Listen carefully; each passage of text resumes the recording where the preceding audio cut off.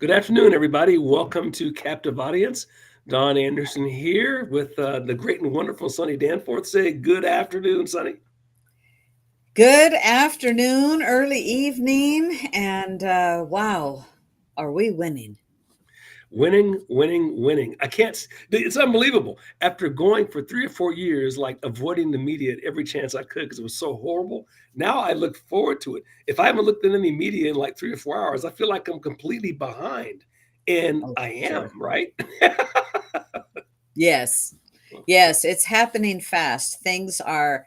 Um, I was just talking to somebody today, and they said, "Wow, 100 days." Look, I said, "Wait a minute, it hasn't been 100 days." I said, "He's in his seventh week." He goes, "Oh yeah, it wasn't. Didn't start on the 1st of January. No, it didn't."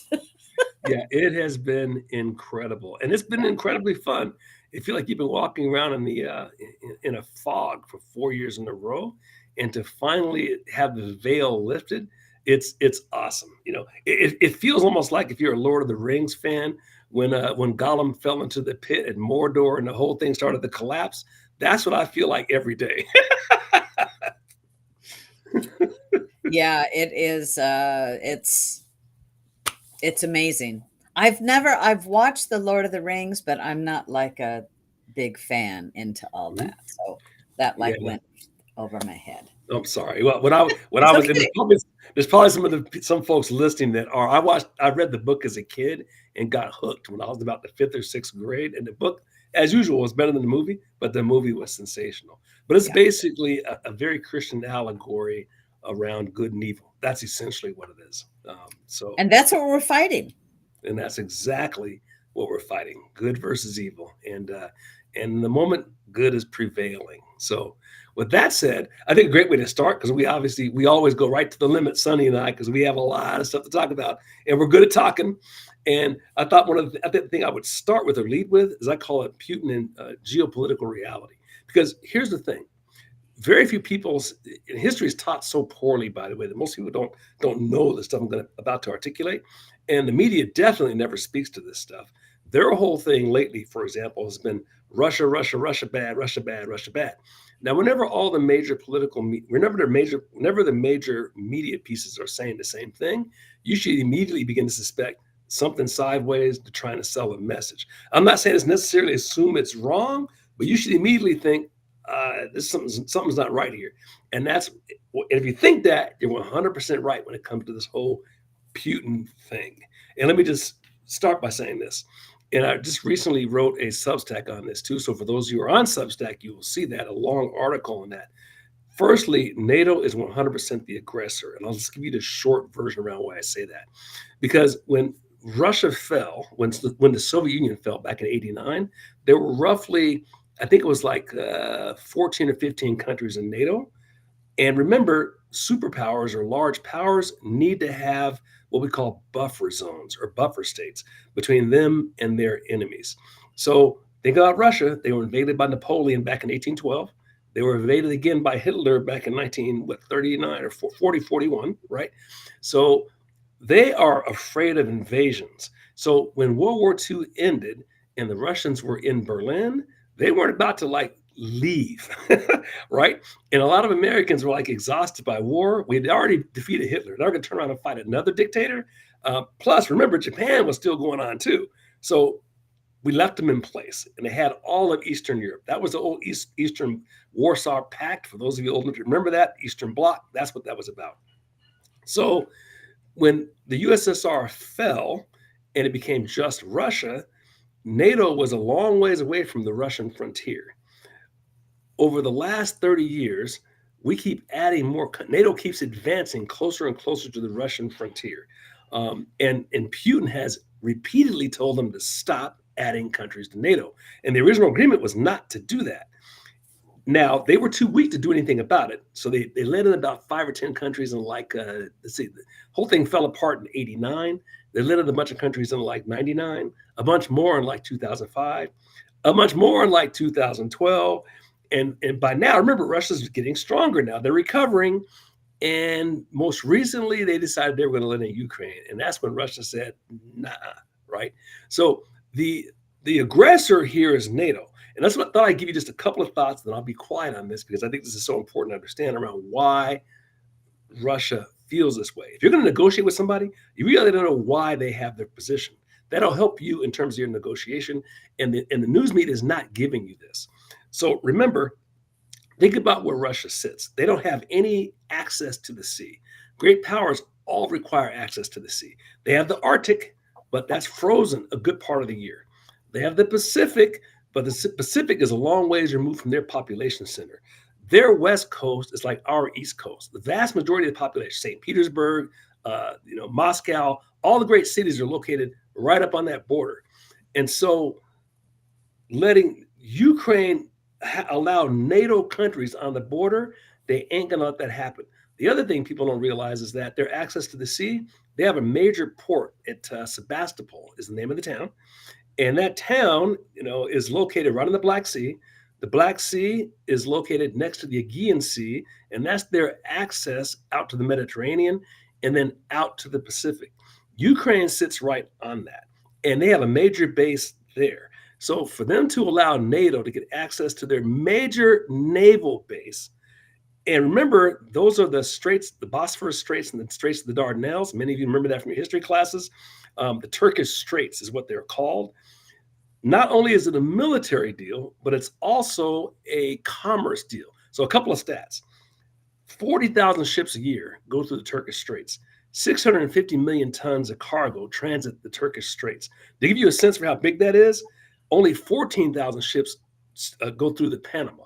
We're talking, it's like 3 or 4 times bigger than what goes through Panama. It's huge. They are not, I repeat, never giving that up. And we're talking they're the number 2 nuclear. There's only 2 nuclear peers in the world. I mean, China's not even close. It's Russia and the United States. Don't think they wouldn't use them to defend that. They're not giving up an inch. So the Europeans can talk all that crazy all day long. It's not going to happen. I love the European position. I'll say this last thing, then I'll be quiet. Here's the European position. We're willing to sacrifice as many. We'll defend it to the death. We'll sacrifice as many Ukrainian soldiers and as many American dollars as necessary to take care of this problem. But you're not going to see any French, teenagers. You're not going to see any German teenagers. You're not going to see any British teenagers putting boots on the ground in Kiev. Not going to happen, right? So, and Putin knows that. So I'll stop there. I posted your Substack in the comments there, and I'll tell you, I would encourage everybody to read it. And Don, it's wonderful learning the history of where this is, and you're all right that NATO broke the agreement that was done, saying that NATO wasn't going to expand. And then here they break, the agreements have been broken. And if you don't keep your word in any negotiation and in contracts are also renegotiable, but all sides have to come to the party in order to do that, not just go, well, we're going to do that. And basically screw you, Russia, where that's not how it happens. Oh, it's crazy. And when you stop and think, here's another thing. I didn't put this in the Substack article because I thought about this morning because I just find this whole thing fascinating. The center of the world, right? The center of the geopolitical world is basically that region. So you're talking the Turkish Straits, the Mediterranean, Egypt, the seat of civilization. You're talking Israel, right? So this is where Christendom and Islam meet, that spot. If there ever was going to be a place where the end of the world is going to be caused and happen, it's going to be right there. Way back in the 1870s, Otto von Bismarck said, if there ever is like a world war, it's going to start in this place. And he was talking about Serbia. And where did World War I start? Sarajevo, which is where? Serbia. That spot, Ottoman Empire, Austro-Hungarian Empire, Russian Empire, they all met their end in that spot. British Empire, it all collapsed there. So when Trump says World War III, he's not exaggerating. No. That is the spot. And they are playing with fire. And the same, and for us to, another one. So for us to let Ukraine in all of these different countries we've allowed in the NATO, some of these countries are countries most Americans couldn't find if you No. tried to find them. And they're tiny countries. So now something happens in North Montenegro. Well, some 19-year-old goes in and assassinates, let's say, the Russian vice president. And then they declare war on North Montenegro. Then we're duty bound to defend North Montenegro. So we declare war on them. And does this sound familiar? This is precisely how World War I started. It's exactly like that. 19-year-old Serbian assassinates the Archduke Franz Ferdinand. They're duty bound by Russia to defend the Slavic country. Russians come in. Germans are duty bound to defend Austro-Hungary. They come in. France is duty bound to defend Russia because they attack. They come in. Great Britain's duty. It's just a needless duplicate of history. It's just fat. The whole thing is fascinating. But I'd encourage you to read the article. I think you'll be blown out of the water. It's amazing that we find ourselves right back. I think it was, I can't think of his name now, who said, history doesn't repeat itself, but it rhymes. Mark Twain. It's a famous Mark Twain quote. And never was that more apropos than this situation. And so we have some peace negotiations going on. We'll see how that plays out. There is going to have to be some from what little I've read, because I haven't read the latest for sure, is there's going to have to be some concessions. And anytime you have negotiations, both sides have to give a little bit. You're never going to have just one side be winner take all and whatnot. And it's going to be interesting how this comes to, if this comes to pass. I hope it is. I hope we get peace there, and I do believe that Trump is the person who can deliver. Oh, Trump is absolutely, Trump is absolutely the guy. I mean, no question about it. But look at what the Democrats have done by basically encouraging the Europeans and the Democrats encourage this guy to go in there and make an ass out of himself, when a deal could have been had. Because what's happened since then, well, and then you got to dig into the news a little bit to find this kind of stuff. But the Russians basically just got to Kursk and just bombed the living daylights out of it, right? So essentially, it surrounded the European troops, the Ukrainian troops there. So, hey, look, possession is nine-tenths of the law, right? And right now, the Russians possess more. So their negotiating position just got better, and the Ukrainians' negotiating position just got worse, because I don't think they're backing away from what they already got. Why should they? Thanks. Right. And then here you're trying to say, well, I'm willing to make peace, the Ukrainians. I'm willing to make peace, Zelensky said. And then he sends a whole boatload of drones over to Russia. That is when you're not really serious if you're doing that. But it's such a losing hand. You're already to the point where you don't have any more conscripts. You're sending teenagers and like old men now to go fight because you don't have any more. They are conscripting people to go do this. They're not signing up voluntarily. Yeah, no, hey, if you got a single screw in your head, it's a stupid thing to do. Why would you sign up and throw away your life for something that there's no way you're winning? Yeah. You're not going to win. I mean, you're a country of 140 million is fighting a country of 30 million. That by itself should tell you something. You ain't winning. No. So Witkoff is over there, and Saudi Arabia is hosting the peace talks. And Marco Rubio has been over there. I don't know if they're still there, the two of them, but we're going to have to see how this plays out, Don. And it is very, very interesting.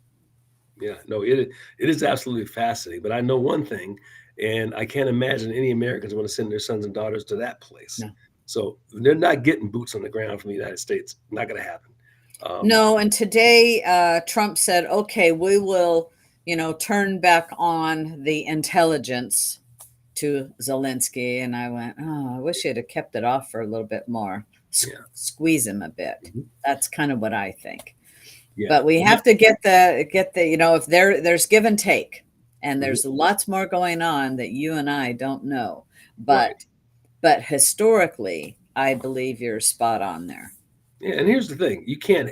How can you achieve peace if you won't talk? And they wouldn't even talk to him. And that's like insane.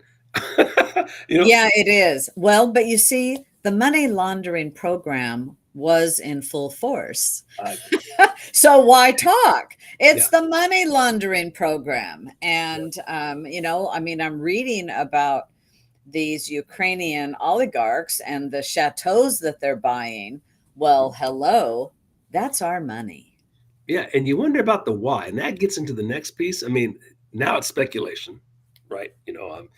I'm sure there's a lot of money laundering. I'm sure there's defense contractors getting themselves fat and rich on this on both sides of the ocean. Not just we probably at fault for some of that too. Our CIA has not proven themselves trustworthy one bit. I'm sure they were behind this old NATO thing. So there's plenty of blame to go around. You also have to wonder about the one world order crowd. Why are they so hot to trot to see Putin fall? I think part of that is because they're mad at Putin because he wouldn't join this whole one world order thing. He was always against that. They don't like that. He's a country. He's a nationalist, and they don't want that. So there you have it. And he never bought into the woke crowd stuff too. If you remember, he was never about that. No, no, he wasn't. And so it's stay tuned because there is things developing every single day. That's for sure. No, absolutely, absolutely. So yeah. So anyway, I think we've beaten the Ukraine horse enough, but it's just a fascinating thing. I did want to mention, and I'd be remiss if we didn't talk a little bit about this inflation monster, because remember that was the next thing Democrats were going to beat us over the head with was Trump. What are you going to do about all this inflation? And it's just what I love, and I love his press secretary because she always comes back Oh, with yes. she's learned from the pros. You always hit them in the head, but you start off like talking about who caused it. Don't take on the problem like we were the cause of the problem. This Right. inflation was caused by Biden, and every statement starts out with, "This is what he did to you," and I love that. And everybody in the administration seems to learn that lesson, and she does a fantastic job of that. So let's recall how we got here with egg prices. Let's recall how we got here with gas prices. Remember who did that to you? So he's supposed to have it fixed in 40 days. After this guy took 4 years hosing the American public. And I love the fact that they always start off with that. Having said that, egg prices are already down. I don't know if you all saw that report, but there's a report that just came out, and it's buried in my paperwork here somewhere. But egg prices are down. Energy prices are already down. That's a lot earlier. I got to admit, I thought that would take 6 months to a year. It's already happening. That is sensational. And Yes, yeah. it is. Mhm. Yeah, and I was just going to make a quick quote from Milton Friedman because I remember this quote from 40 years ago back in school. Inflation is everywhere and at all times and in all places caused by government and no one else. No one else has. Businesses don't have power to print money. Individuals don't have power to print money. There's an occasional mobster that might do it, right? But but the ultimate mobster is the government. And out there on Pennsylvania Avenue, they're the ones that cause inflation, and they are responsible for it. They caused it, and only government can fix it. That's absolutely right. That's absolutely right. So, there's some. I want to talk a little about the EPA and what Lee Zeldin is doing. Mhm. And the EPA, Environmental Protection Agency, has, and I'm quoting from an article today from the Epic Times, that the EPA says $20 billion grants to climate groups are now terminated. That's 20 billion with a B. Not an M, a B. A big B. That's a lot of money. And this was announced yesterday, but this article is today. And I'll tell you, it's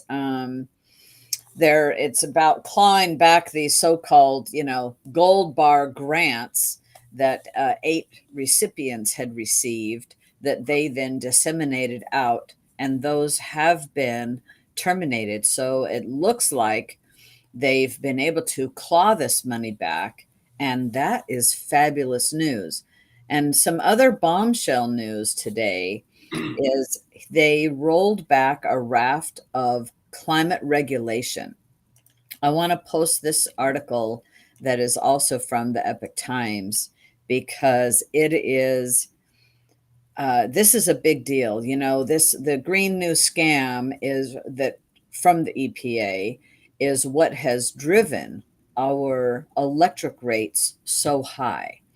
And I remember, 12 or so, 14 years ago, that some people that I know that are in the electric industry going, this green scam is really a shell game, and it's going to end up raising our electric rates. Well, that's what's happened to all of us.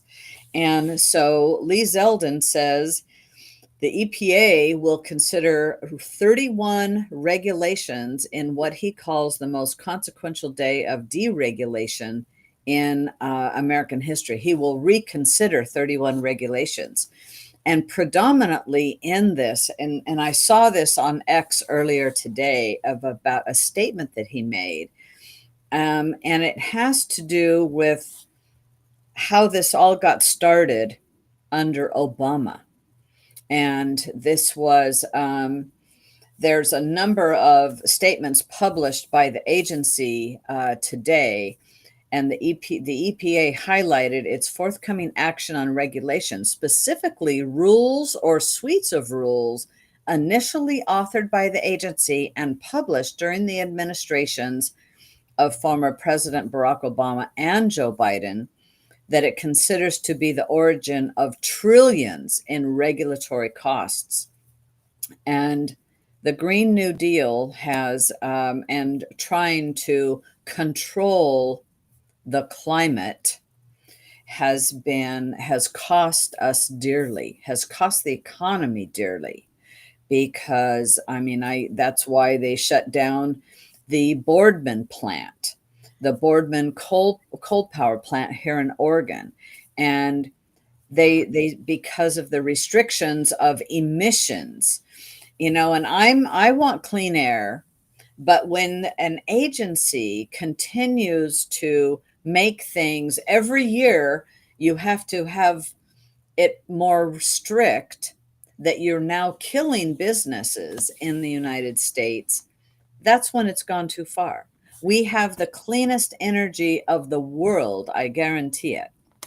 It's it's it is not the same as in India or China or Central or South America, for that matter. And It so just yeah, is you not. raised a great point, and this is where you have to think that, or not believe. You have to reach the conclusion that this, at the top of the food chain, that this is on purpose. There's no way these elitists Yeah. are that dumb. Now the fool on the street with the sign, they might be that dumb. The fool on the campus protesting, with their hair on fire, they might be that dumb.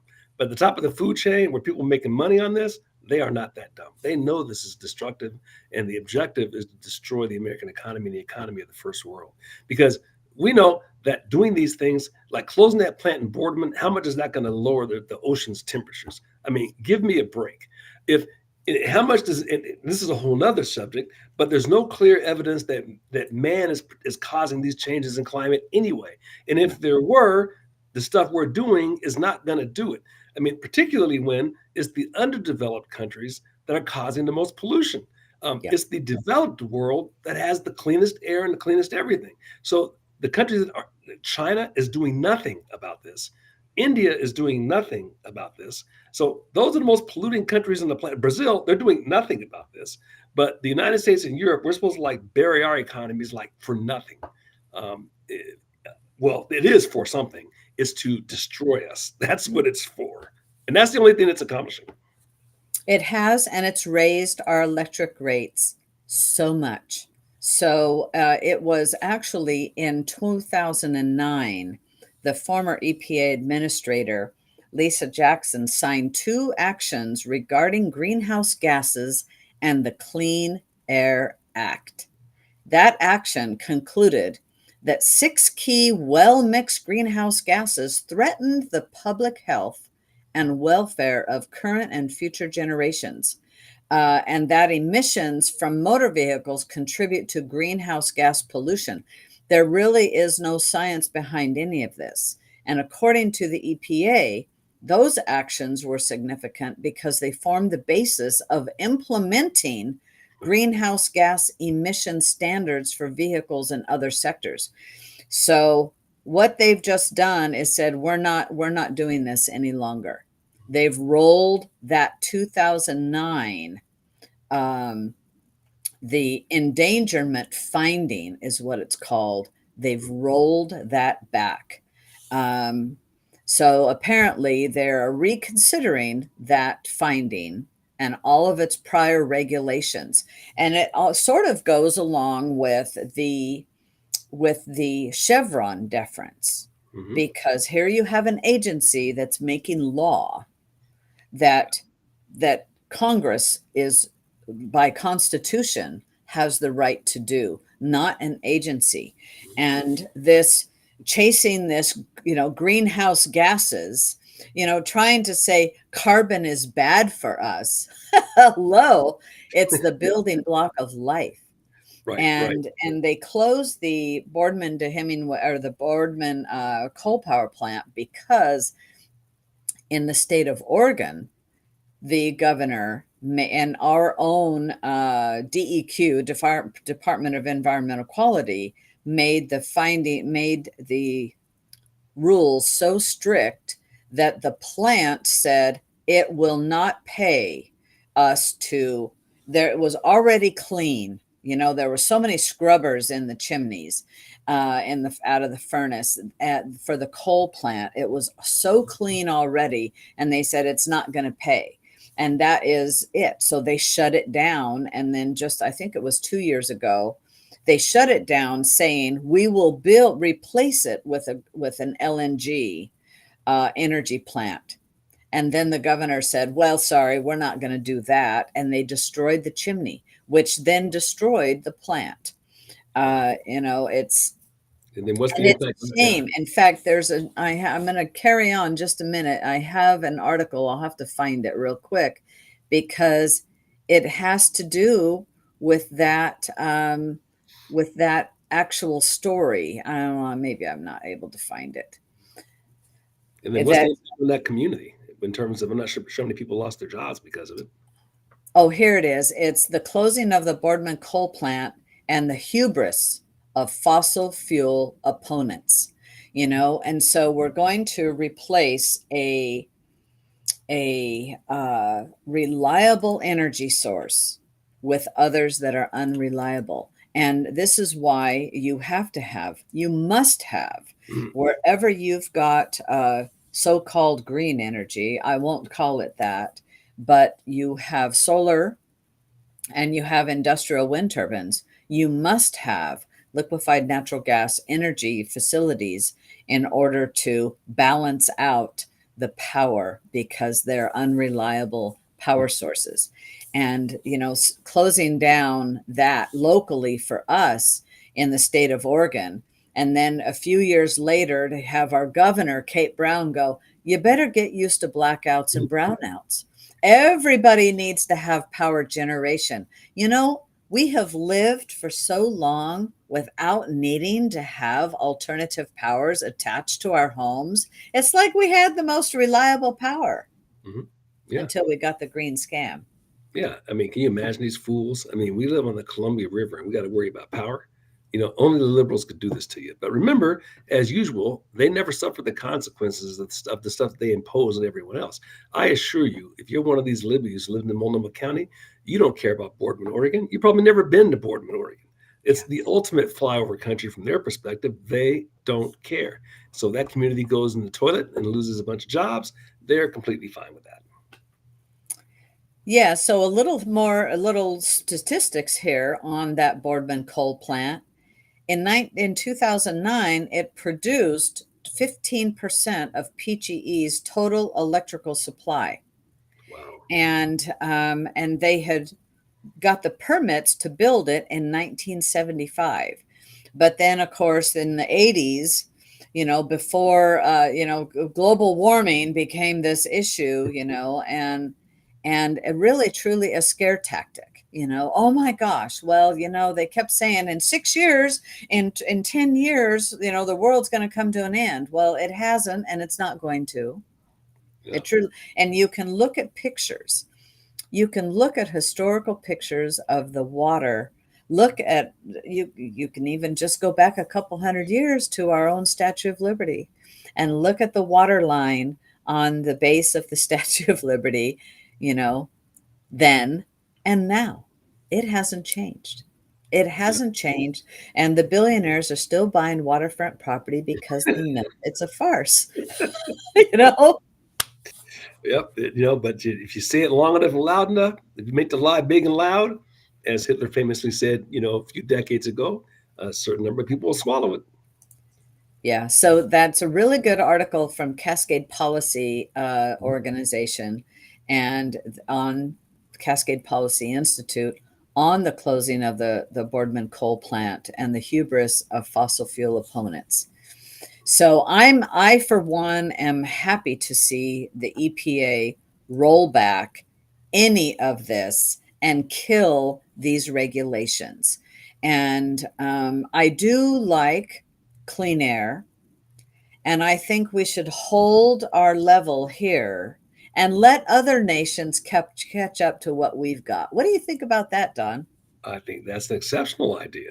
I mean, one thing you never hear people talk about is France. I think something like 80% of their power comes from nuclear. And Yes. we pretty much have quote unquote nuked our nuclear industry. Why don't we bring that back? Talk about clean.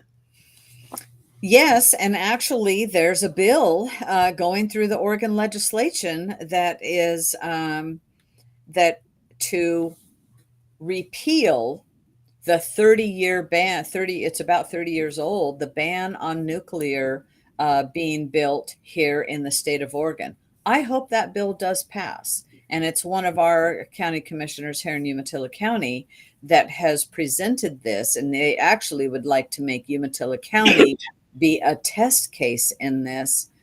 Well, technology has come a long way, a long way. And Yeah. I believe the nuclear energy of old, I think today it's much safer. I think it can be. And over in Hanford, they have got so much stored nuclear waste that could actually be burned, Mhm. apparently.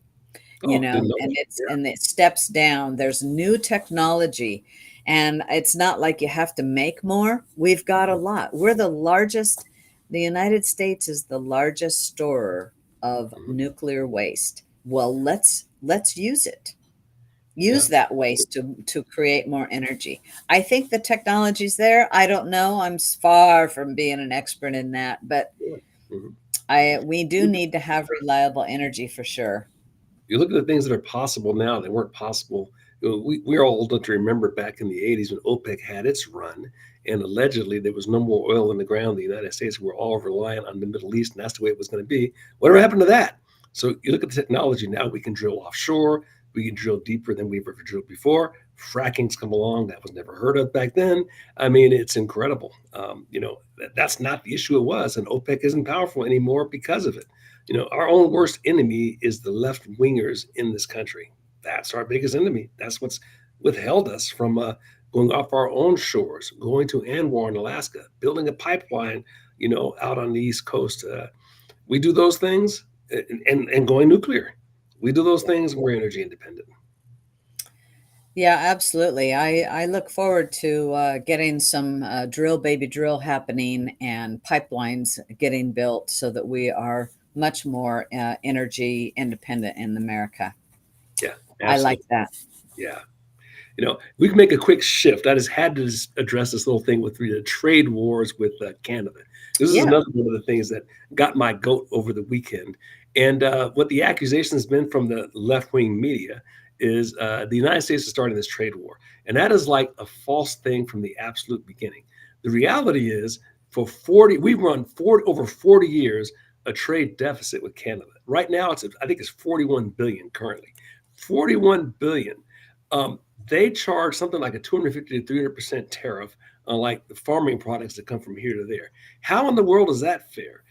And Trump hasn't done that to them. The Trump administration has basically just said, hey, we're going to charge you the same tariff as you charge us. And suddenly we're supposed to be starting a trade war. They've been doing a trade war on us for over 40 years. This would be like we're going out on a date. Let's say Sonny and I are going out on a date. Sonny, you know, Sonny, you choose where we're going, which restaurant we're going to. Sonny chooses a 5-star restaurant, orders the most expensive thing on the meal, gets the Dom Perignon, right? We leave the restaurant and I get the bill. What? That's what the United States has been doing for But 40 you years. enjoyed that meal too. Yeah, at least I got a meal. The United States is getting nothing out of this deal except hosed.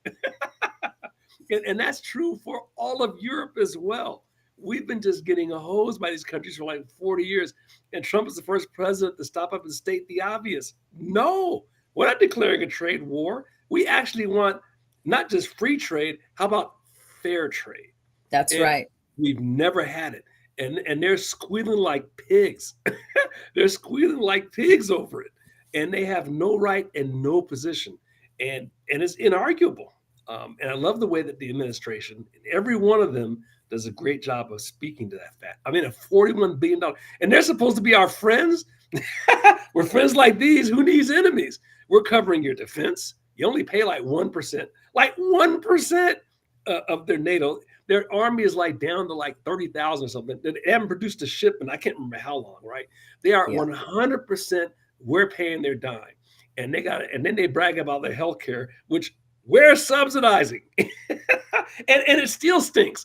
If you're in Spokane and there's a car, and you know this if you know Spokane very well, a lot of cardiologists, and that's where big medicine in Spokane, best Yes. doctors in the universe, right?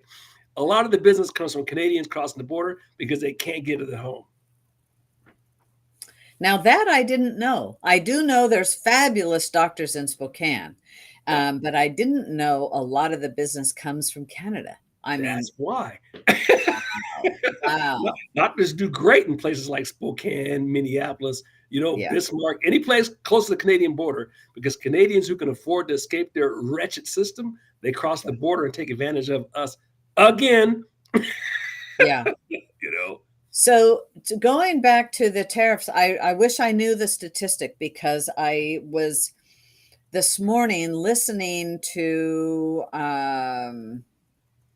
I was listening to the television, and Trump was actually, I believe it was Trump talking about how we got here, the North America Free Trade Agreement. And he listed how many jobs, how many businesses exported. It was, a lot of companies left the United States to go to Mexico, go and produce their goods in another country. They didn't all go to China. And Well, a ton went to Mexico. A ton. It's a like Detroit. ton. Detroit packed up and just crossed the border. They did. And that is what it was the destruction of our building and innovate, not so much innovation because we've always had that, but Manufacturing our capacity. manufacturing, thank you, that's the word that was skipping me. The manufacturing base that just left America because we produced so much. And so what this is doing is it's bringing it back here, and it's not going to happen overnight, but it is bringing it back. And it's And happening. He went through a whole laundry list of companies who were starting up, plants here or yes, closing down their plants across the border already. They had plans to build more plants there. We're shifting that back to the United States. It's just awesome. yes. In fact, so I posted a story from the Epoch Times. Global trade expected to grow despite U.S. tariffs, is a report. And it says, despite U.S. trade policy shifts, global trade is forecast to grow at 3.1% annually over the next 5 years. And that's a new DHL and NYU Stern report. That's what they're saying. Mhm. And so it is going to be growing. And, even Elon Musk had said they're going to double their output next year of their vehicles. And we need things produced in America. Well, absolutely. What they've done, they gutted the center of the country because once again, the elitists on the coast don't care about that. So the kid that gets out of high school, 40, 50 years ago, he can get a job on the factory line, whether that be Caterpillar, whether that be Ford, Chrysler, whatever. And that was a high paying job. You could buy a house, support a family, and retire and have a career. And they just wiped out all of that, which is, I'm sure, directly related to the destruction in families and people being on fentanyl and all this other stuff. Because what hope do you have? What do you see? And so this is a great thing. And the other thing, you got to love the media, is the fear. Now they started with the fear mongering. Oh, it's going to cause massive inflation, which remember, they didn't care a whit about inflation about 3 months ago. No, But suddenly no. inflation is the most important thing in the world, right? Or the stock market. Oh, the stock market's God, the market's fly, it's terrible. The market's going. So anybody who knows anything about the market knows that if you're a short-term investor, you are a fool. Unless you have inside information, which our politicians obviously have. That's how they got so rich, Yes. you know. Yes. Otherwise, you don't invest for short term unless you have inside information. Number one. And number two, the market fluctuates because it's based on those fluctuations are based on people being in fear. So, what happened when the Cuban Missile Crisis happened? The market fluctuated. What happened when JFK got assassinated? The market fluctuated. When Pearl Harbor happened, when 9/11 happened, every time something comes along, people freak out. That's the nature of the short-term market. So people need to ignore that. That's just another way of these guys fear mongering. What you have to look at is get past the market in terms of the fluctuations. You look at corporate performance. And when you look at corporate performance, they're making money. As long as they're making money, you can ignore the market. The market's going to go up. People don't realize this. Even in the 30s, in the midst of the Great Depression, the average stock market return for like the 6 year period in the 30s was like 6 or 7%. Now the average is like 9.5%, so that's down. But the point I'm making and saying that is that it grew even in the Great Depression. So Right. don't sweat the market. That's the market fluctuations are for fools and rookies. Yeah, it's they're saying, it's actually doing a market correction. Yeah, it You happens all know, the time. it does happen all the time, and it's been a while since it happened, and the market is still higher than when Trump left office. It's still higher today than when he left office in 2020. Yeah, and here's the bottom line: short a nuclear war, the market's going to grow because all it is a reflection of human ingenuity. That's all it is, Hmm. right? And Hmm. since we know more today than we knew yesterday, and we're going to know more tomorrow than we knew today, market unbalance overall is going to increase. I think when I got out of college, it was like 1,700 or something. What is it now? 40,000. It's going to go up. Yeah. Well, I don't know what it ended up on today. Yeah. Let's just say it's a whole lot more than 1,700. Yes, it is. It's a lot more than that, for sure. Well, It is a lot more than that. well, So, hey, I want to talk a little bit about Oregon. Is that okay? yeah, well, let's talk about Oregon. Okay. Well, Oregon is in such bad shape.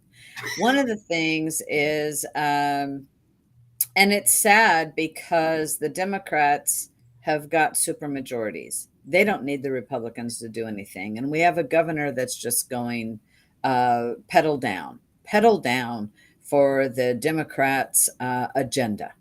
I'll say that, but she was in our legislature before she was our governor. She knows her way around all of this. Yeah. And so if you're happy with Oregon, then you can really like our governor. And if you're not happy with Oregon, you can blame her because she's implemented a whole lot of the things that we've got going on. Something I wanted to briefly talk about is there's an article, will post this. It's from the Natural Resource Report, and it has to do, Representative Wright has written this, and it came out today, and they're talking about what's wrong with the wildfire map. And the wildfire map, this is a huge issue that is awful. Mhm. And there's the cons, the bad parts of this Senate Bill 762's wildfire map. It's inaccurate and it's overreaching. It's weaponization of a wildfire map. Insurance is for some people is getting counseled. Reduced property values and regulatory burdens. It's awful. The only good thing about it is supposedly having a statewide wildfire prevention program. You know what? A prevention program You don't need a dang bill for that. You need to clean the forests. You need to cut lumber. You need to have a forest management plan, then actually utilize it instead of letting it grow and then we burn it up. Oh no, we can't touch it because of whatever, whatever, whatever. So that is awful. And there needs to, and then now there's another bill that was introduced yesterday, House Bill 3917, that would create a fund to help.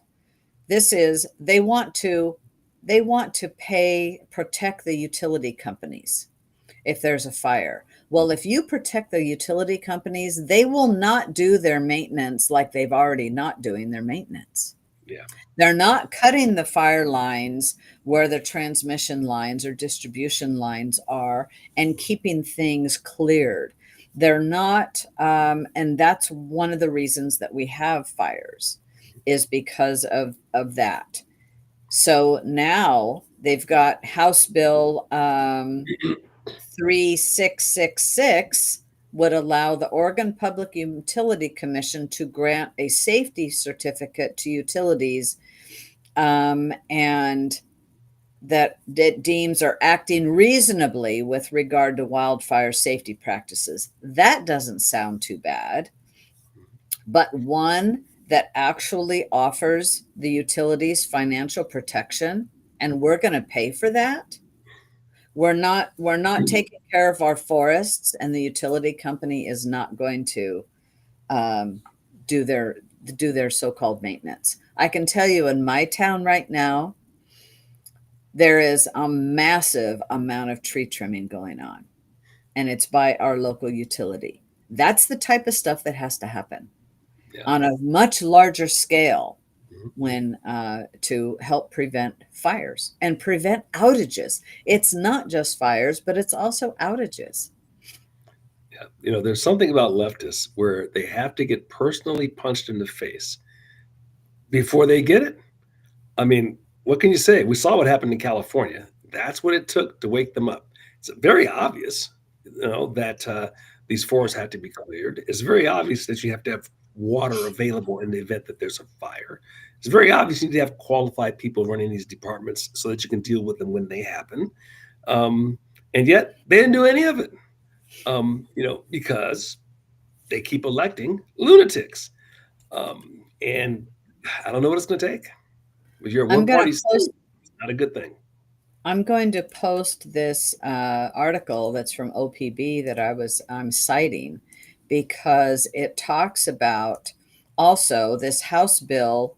They say that House Bill 3666 gives $1 trillion private companies like Berkshire Hathaway, which owns Pacific Core, immunity against lawsuits because these companies could argue that they did what they thought was reasonable to prevent their equipment from starting a fire.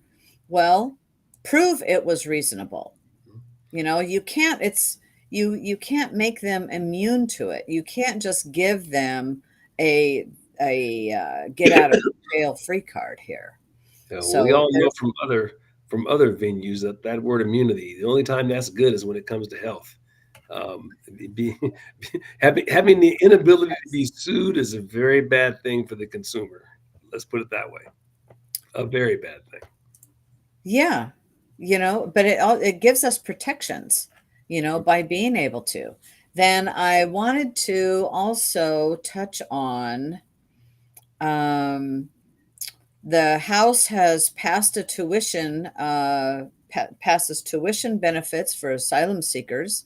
That's House Bill 2586, and that gives benefits of in-state tuition to asylum seekers. And actually, non-citizens already have such benefits. And Oregon has extended it to every tribe resident in the nation. So you can be on a tribe, from a tribe anywhere in the United States and come here and have in-state tuition. And yet, it comes when community colleges are saying they are 50 million below current service levels in dollars, and the top universities are seeking 500 million more. It's the usual effort by the left to divide. This is Yeah. another issue where they can divide people and call you racist if you're against it. That's that's why they selected that group. You got to ask yourself, what percentage of people are going to take advantage of that? Probably some minuscule amount, right?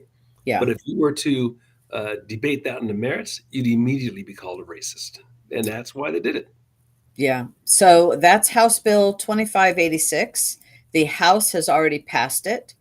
Every Democrat voted for it, and every Republican voted against it. And I'm sure it will get passed in the Senate. They don't need us. This is why elections matter. This is why every election you must vote and educate yourself about voting. And every conservative, anybody who's not a Democrat, needs to be voting. And if you're a Democrat and still voting for this crap, I don't know what to say. It's bad. There's a lot of people leaving the Democrat Party over what's going on. And there's a lot of And people then leaving the another, state too. pardon? There's a lot of people leaving the state too. Yes, there are, in droves, in fact. Another story that I do want to touch on because today it's a big deal, and Kevin brought it to my attention. Let me find it. It has to do with Measure 114. So this one is Senator Bonham. It's from the Oregon Catalyst, and it's an article from today, but actually there's been a court case decision and by the appeals court. So this story that I just posted, it says Senator Bonham, more attacks on the Second Amendment. There's going to be more legislation. A new slate of gun control bills in the legislature proves once again the supermajority is more focused on restricting law-abiding citizens than actually addressing the crime. Well, Measure 114 has been tied up in legal battles, but not anymore. Today, the appeals court said it deems it to Measure 114 to all of it be constitutional. This is Oregon's Court of Appeals. So on to the Supreme Court, which it's going to take money to fight that. But so there are new proposals. So while 114 now apparently it would be enacted, and because of what the appeals court decided today, there's a 25-page opinion. It's on Oregon Live, but I'm not a subscriber, and I'm not going to be. So I can't read the whole article. It says Oregon Gun Control Measure 114 declared constitutional in major reversal by the appeals court. We concluded that all of Measure 114 is facially constitutional under the state constitution. Well, it's not constitutional under the federal constitution. That's what that is about. Well, And but on top of that, in case they lose, of course, they want to this other slew of bills coming out of the legislature. The new proposals would bring back mandatory permit to buy a gun, adding more bureaucratic red tape for law-abiding citizens, limit magazine capacity despite no evidence it reduces crime, and restrict ammunition purchases, making it harder for gun owners to train and defend themselves. And in the meantime, Oregon is seeing record crime levels and also law enforcement shortages. That's what Oregon's doing. So I wanted to bring that up to you. That's a very important piece, and we'll have to see what happens with Measure 114, where the next challenge is going to go. Well, I tell you, I almost see a silver lining in that. I mean, obviously, we don't want that to go that route, but if it does, we have a constitutional Supreme Court right now, and I have every bit of confidence that this whole thing would be reversed, and then it would be set in law, and you wouldn't have to go back to this again. So let it get to the Supreme Court as quickly as possible is what I'd say. And chips fall where they fall, but I think they fall in a positive way. Yeah. Yeah, absolutely. Um, so that's kind of what I have as far as Oregon. Oh, I will. Oh, no, I wanted to.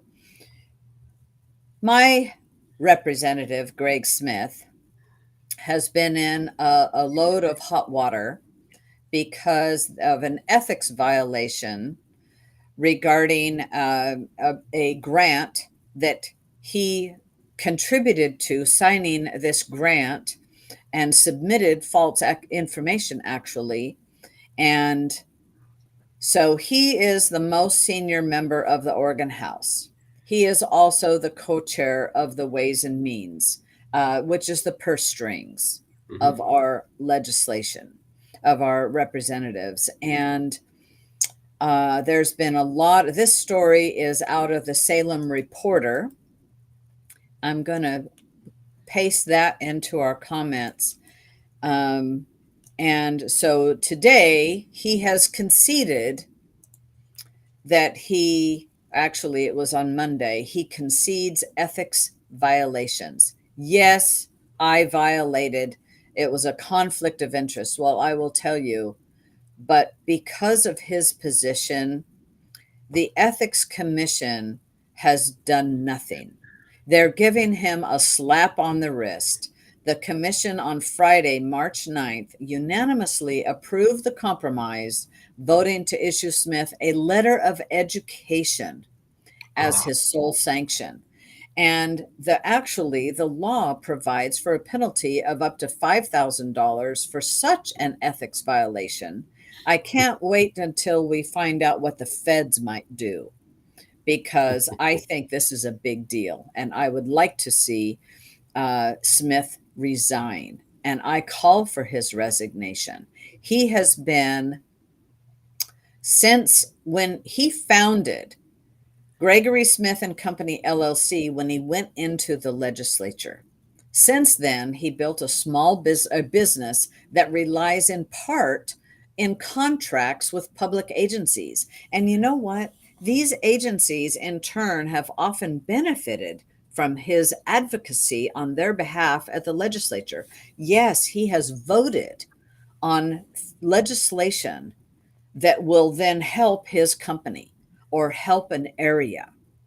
He's been fired by at least 3 counties that I know of, that he's not representing them any longer, because when you are, let's say, represent 5 counties for economic development, which county do you choose gets what?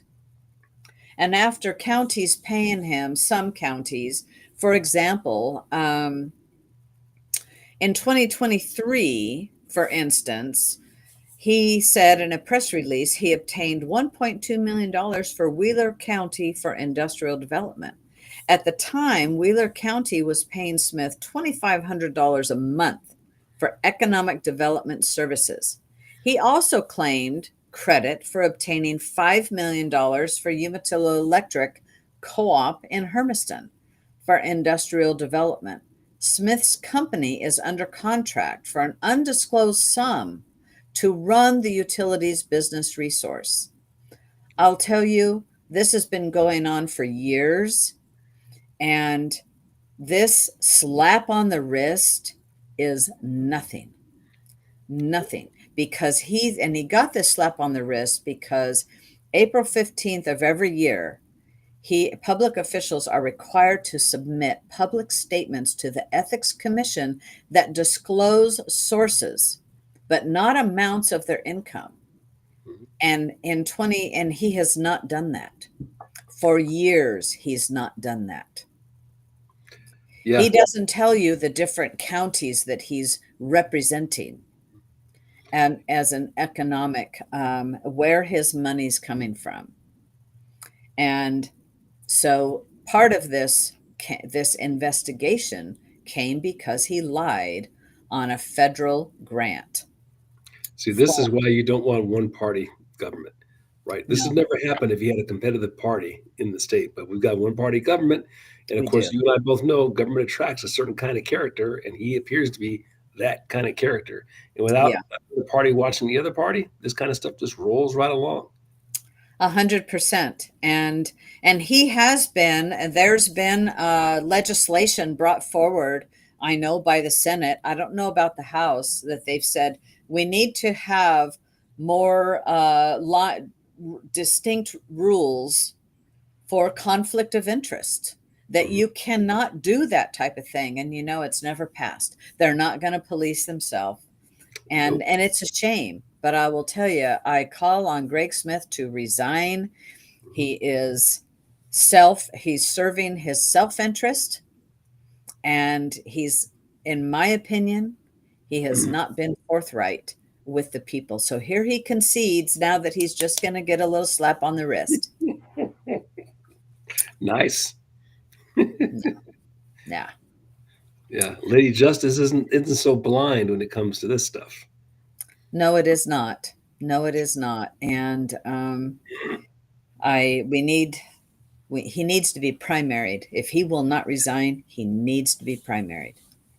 This Right. type of stuff is I have no use for a politician that will skirt the law and doesn't have the ethics and the morals to do the right thing, even when nobody's watching. Yeah. Well, Yeah, apparently he's doing it when they are watching. they are. You're absolutely right. So, two good news things before we go. The Department of Education is cutting half of the workforce, and they're cutting the top. They're That's all awesome. these administrators. There, I was listening to the gal who's the head. I'm trying to think of her name. Yeah. And Yeah.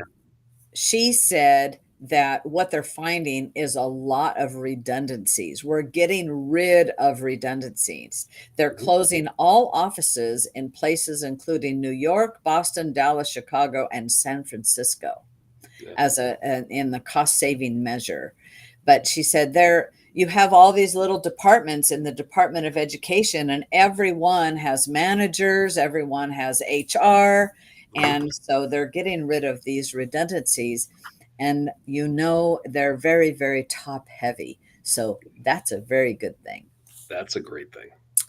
I have one more thing in Oregon here that I'm going to ask you all. I'm going to post this in the comments, ask you all to please take this link to testify on legislation.